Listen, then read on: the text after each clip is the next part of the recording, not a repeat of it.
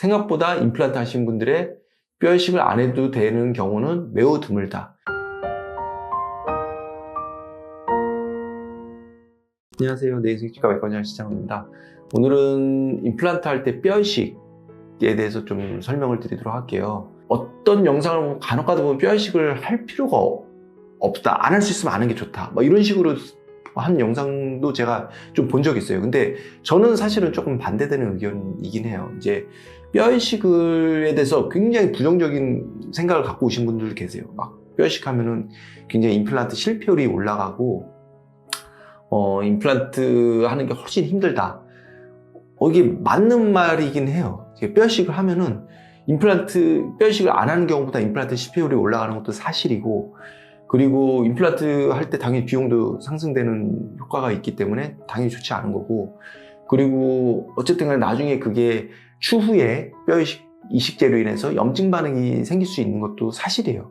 근데 그게 저는 이제 최근에 그런 환자분이 오셔서 제가 어떻게 말씀드렸는지 제가 말씀을 드리면은, 당연히 뼈 이식을 안 할 수 있는 상황에서는 안 하는 게 좋다. 근데 이미 상황이 뼈 이식을 해야 되는 상황이면은 뼈 이식을 안 하는 것보다는 뼈 이식을 하는 게 더 좋다. 저희가 이렇게 말씀드렸어요. 좀 이해가 되시나요? 그러니까 뼈 이식을 정말 뼈가 너무 좋아요. 거기에다 뼈 이식을 하면 당연히 안 좋죠. 왜냐면 뼈 이식제 자체가 제가 말씀드린 대로 염증 반응을 추후에 정말 이게 특히 이종골 같은 경우는 잘 흡수가 안 돼서 이게 5년, 10년 후에도 염증 반응을 일으키는 경우가 있어요. 그게 이제 이물질로 작용해서. 그런데 그게 뼈 이식을 해야 되는 상황이 있거든요. 제가 사실 임플란트를 심다 보면은 뼈 이식을 해야 되는 경우보다 안 해야 되는 경우는 정말 드문 것 같아요. 확률상으로. 정말 10개 심으면은 1개 정도? 왜냐면은 임플란트를 해야 되는 상황이 됐다는 거는 이가 안 좋아서 뽑았잖아요. 이가 안 좋아서 뽑았는데 요즘에 대부분의 분들이 내 치아가 좋기 때문에 이를 쓸 때까지 쓰고 뽑는 경우가 훨씬 많아요. 요즘에는 보면은.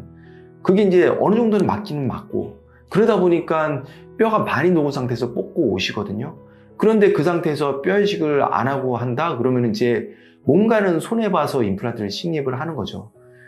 그래서 만약에 뼈 이식을 해야 되는 상황의 그 뼈 상태에서 뼈 이식을 하고 임플란트를 식립하는 경우랑 뼈 이식을 안 하고 임플란트를 식립하는 경우랑 비교를 했을 때 저는 뼈 이식을 하고 임플란트를 식립하는 경우가 장기적으로 봤을 때는 임플란트의 어떤 성공률이라든지 수명에서는 더 좋다고 생각을 하는 거거든요. 왜냐면은 이제 뼈 이식을 안 하고 이제 뼈 이식을 해야 되는 상황인데 뼈 이식을 안 하고 임플란트를 심으면은 식립 방향을 제가 조금은 손해를 보고 식립해야 될 수도 있고, 그리고 임플란트를 조금은 얇은 걸 식립해야 될 수도 있고, 까놓가다.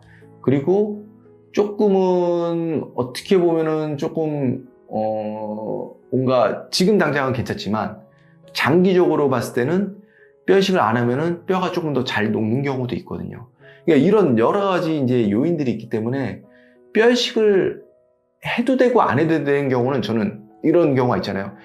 뼈 이식을 반드시 해야 되는 경우가 있고, 뼈 이식을 해도 되고 안 해도 되는 경우, 뼈 이식을 전혀 할 필요가 없는 경우, 이 경우는 굉장히 이제 적다고 그랬잖아요. 이 중간 경우는 사실 좀 생각보다 많아요. 그러면 저는 하는 방향으로 더 추천을 드리긴 해요.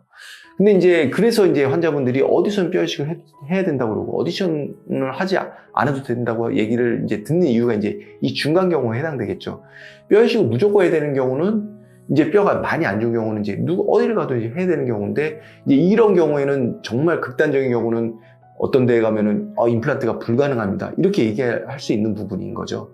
그런 환자분들은 이제 간혹가다 이제 저희 치과 찾아오는 분들이 계신데, 그런 분들은 이제 당연히 뼈 이식을 해야 된다는 걸 알고 오시기 때문에 상관이 없는데, 이제 이 중간 부분에 해당되는 경우죠.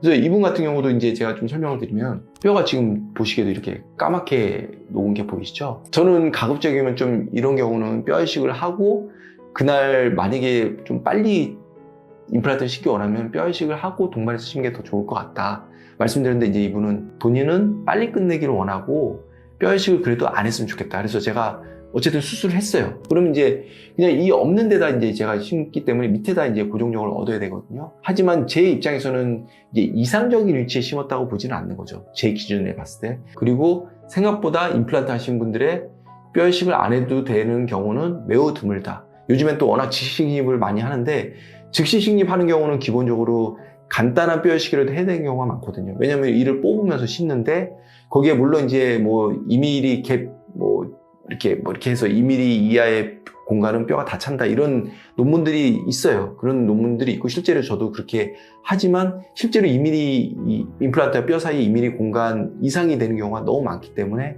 뼈 이식을 해야 되는 경우가 매우 많다. 이렇게 좀 말씀드리도록 하고 항상 궁금한 거는 뭐 영상에 댓글 부탁드리겠습니다. 감사합니다.